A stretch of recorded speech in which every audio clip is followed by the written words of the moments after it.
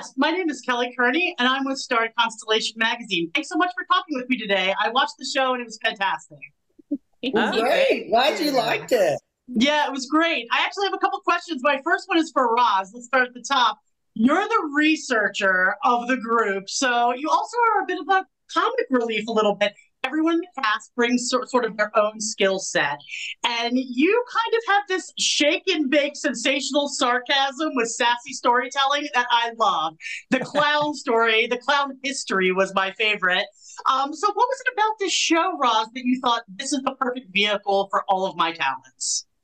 well, I've had a podcast called Ghosted by Roz Hernandez for the past couple of years, and I've just really dedicated a lot of my time. I'm a comedian in Los Angeles, and I am obsessed with the paranormal. And so from doing my podcast, I made it a goal since day one to find more queerness in the paranormal because I wasn't seeing enough for my liking, and more comedy as well. So after doing that nonstop for the past few years, I've kind of just developed being able to be funny and do the paranormal. Yeah, it's fantastic. I loved that first episode. Well, I loved all the episodes, but the history of clowns made me laugh so hard because you kind of encompassed all of from John Wayne Gacy to, it was just so funny. I loved it. My next question is for Logan. Uh-oh. I'm Whoa. scared. So Lady Gaga says us queer people are born this way. Are mediums born that way? Do you think that you were born with these skills, or is it something that you developed later in life? It's so interesting how that works because I think everybody is sort of born with an innate intuition. I will tell you, psychic abilities and mediumship really runs in my family. And I had imaginary friends when I was little like you couldn't even imagine. I mean, they were real to me, and they were... and the older I've gotten, the way my gifts have sort of changed and shifted. But I personally have been interacting with spirits ever since I can imagine. It's normal to me at this point. Is normal. And Alex, I have to ask you, you're the techie ghost hunter. You're manning all of these gadgets used to kind of track the paranormal and ghosts. Where did your interest in all of this start? Was there an experience that you had that kind of sparked this interest?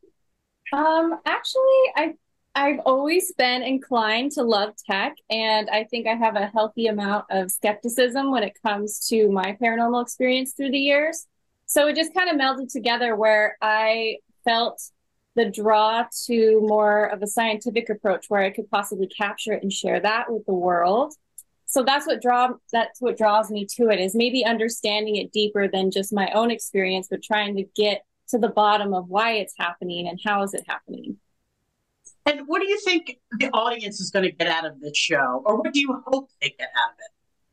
I hope that they see themselves reflected back in this group, this amazing group that they've put together for this, and just allows them to feel maybe more comfortable in who they are, and maybe makes them feel like there is an environment where they can talk about things that they would otherwise feel judged for, and so that they can go out and be like, look, there's someone on TV that's just like me, and I can go out and be my authentic self and not feel afraid of it. So I'm hoping that comes from.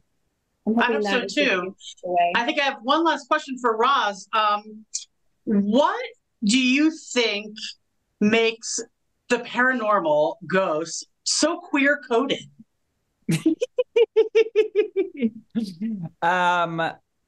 I mean, there's so many different things. I think it's a fun topic. I mean, it's just like, why do queer people love Halloween so much? We like the mysterious vibe to it. I think that we relate a lot to the spiritual realm because it's so misunderstood. And so often people don't understand it and they view it as scary, which I think is something that a lot of queer people have also dealt with. And we do our best to try to connect with these spirits and view them as people. And it's amazing what can happen when you do that and not just be scared of what you don't understand. Oh, yeah. And Logan, I guess one last question for you. What was your favorite place that you visited, and what is a place that you were like, no, I'm never going back there?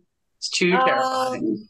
Yeah, I loved the Clown Motel, but that was really just super duper scary. I love theater, so the Palace Theater was just like a dream come true. I was in heaven, and the episode was really super cool. Waverly Hills, both of those are in Kentucky. I guess I just shouldn't go back to Louisville, but Waverly Hills was so scary. Every place was. I know that sounds sort of like silly, but every place we went to had its own sort of element of fear that was different from the last.